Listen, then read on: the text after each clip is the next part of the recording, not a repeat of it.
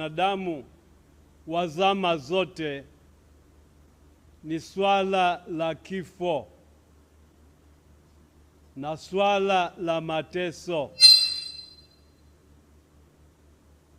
Wanadamu wanajiuliza, kwa nini kuna kifo? Na mara nyingine wanajiuliza, kwa nini watu wema nao wanakufa? Kwa upande wa Wayahudi, waliona kwamba mtu mwadilifu alijaliwa maisha marefu, maisha yasiyo na mahangaiko, maisha ya mafanikio. Lakini hilo halikutosha,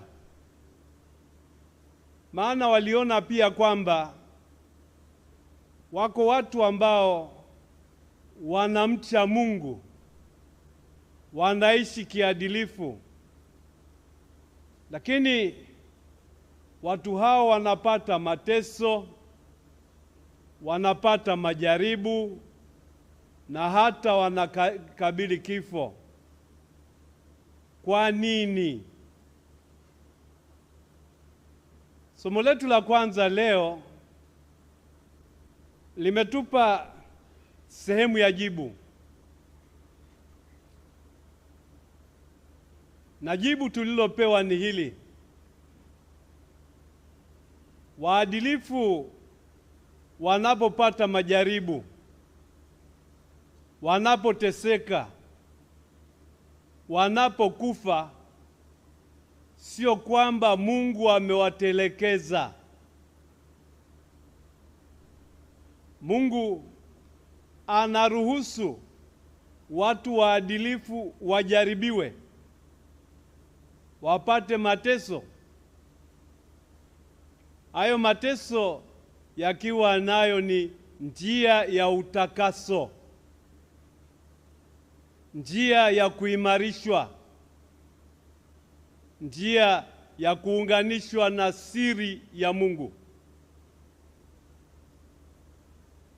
Lakini pia mateso na kifo vinatufundisha kwamba maisha sio haya tu. Kuna maisha zaidi ya maisha haya tunayoishi hapa duniani. Na maisha hayo ni lazima tuyachuchumilie, ni lazima tuyafanyie kazi, ni lazima tuyatafute kwa uchaji, kwa sadaka na kwa namna inayompendeza Mungu. Kwa kifupi, somo la kwanza linatufundisha kwamba mtu wa Mungu anapata ukamilifu kupitia imani iliyo thabiti, kupitia uadilifu ulio imara na kupitia uchaji. Mtu wa Mungu anapata kukamilika kwa kujenga maisha ya fadhila. Fadhila kama vile fadhila ya upendo, fadhila ya haki, fadhila ya ukweli, fadhila ya huruma na fadhila ya upendo pamoja na watu wengine.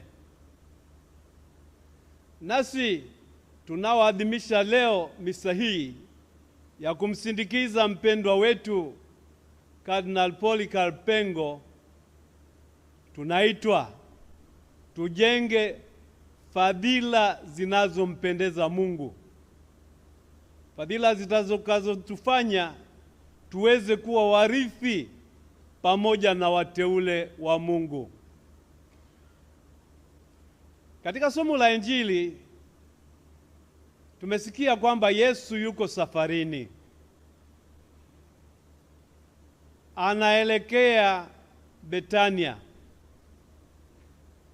Betania kulikuwa nyumbani kwa rafiki zake Lazaro, Marta na Maria. Na Yesu aliwapenda hao rafiki zake sana. Alipewa habari kwamba Lazaro rafiki yake hajiwezi, lakini hakuharakisha kukimbilia Betania.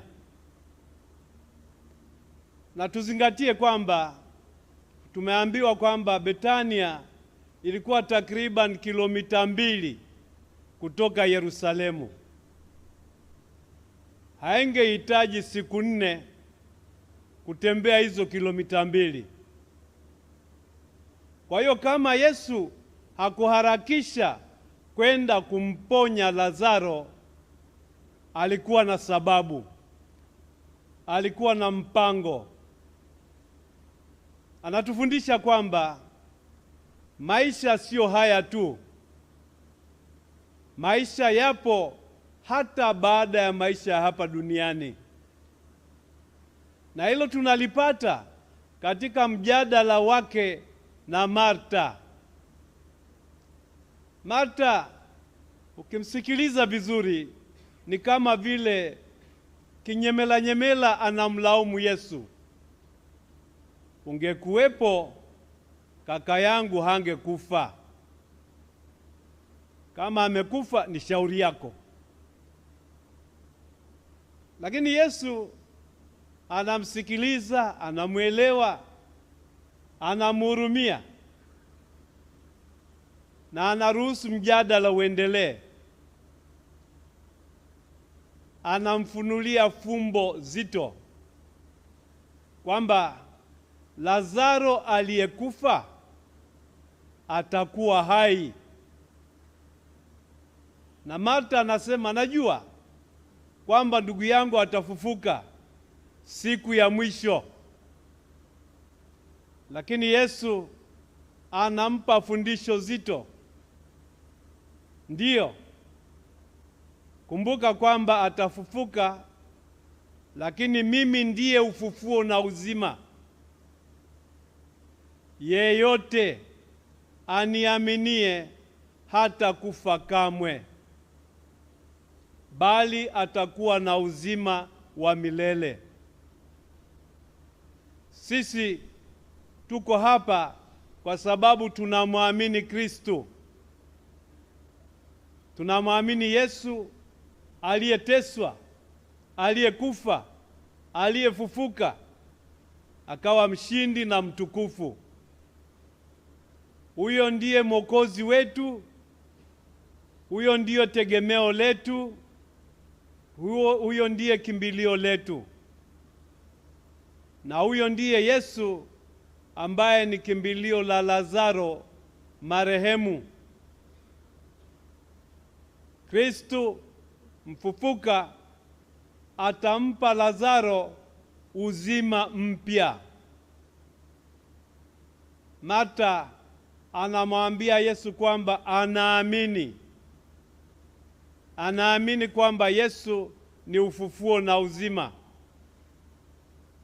Nasi tumekusanyika hapa leo tukiamini kwamba Yesu ni ufufuo na uzima, na kwamba mpendwa wetu Polycarp Kardinal Pengo hatokomei kwa kufa, ataishi pamoja na Kristo. Kristo ambaye amemwamini, Kristo ambaye amemtumikia, Kristo ambaye amemtangaza na kumshuhudia, na amemshuhudia kwa maneno na kwa maisha yake yote. Sisi tunaadhimisha misa hii pamoja na majonzi tulio nayo.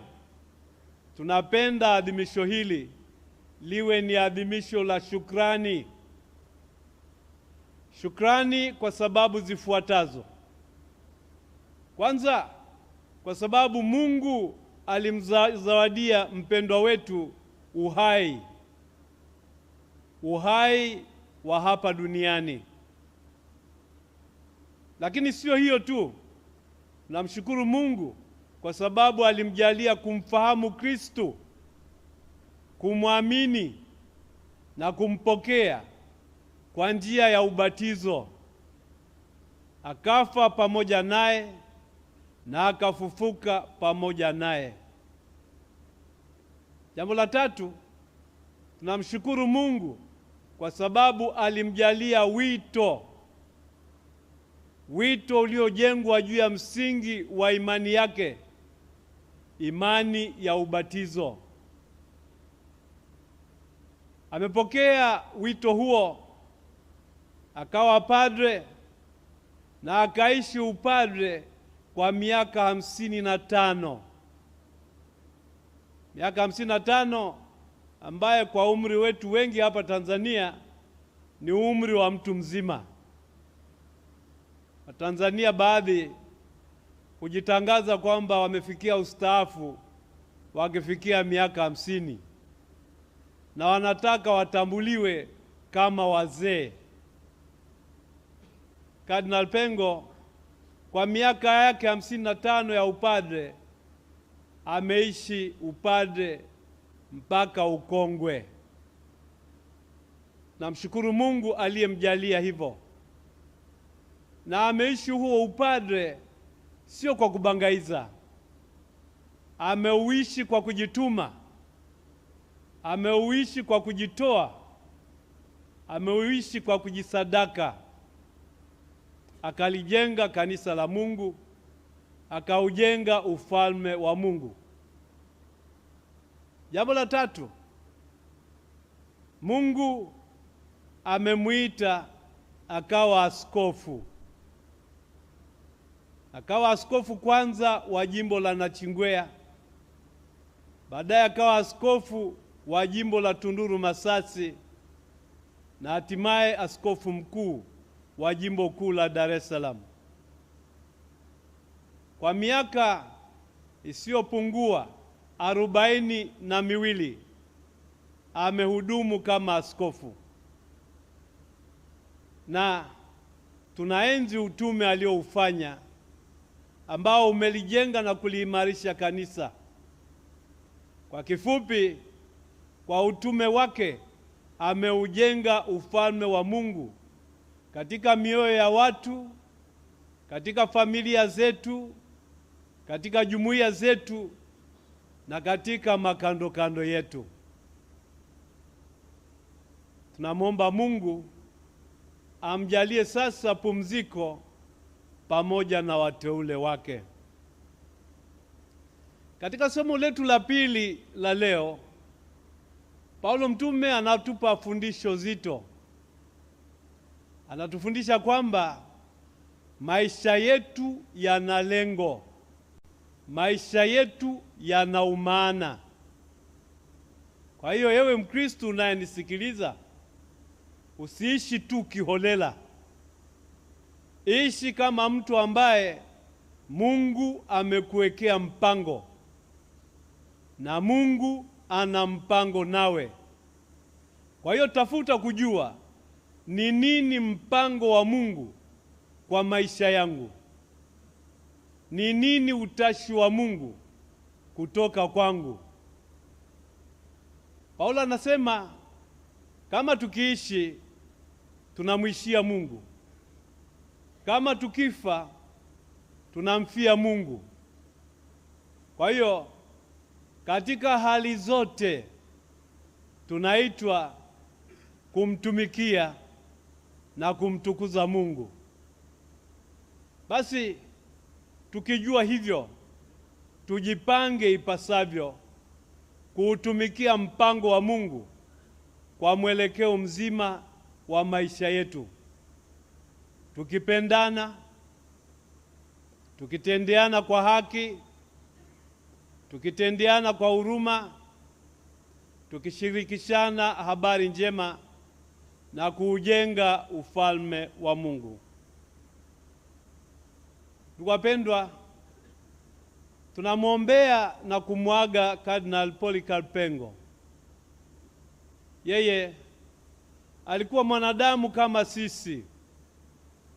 Kwa hiyo tunapomwombea tunapenda kutambua kwamba katika ufuasi, katika majitoleo na katika utumishi wake, kama kuna lolote lililopungua, basi Mwenyezi Mungu mwingi wa huruma amsamehe na kumjalia pumziko la milele.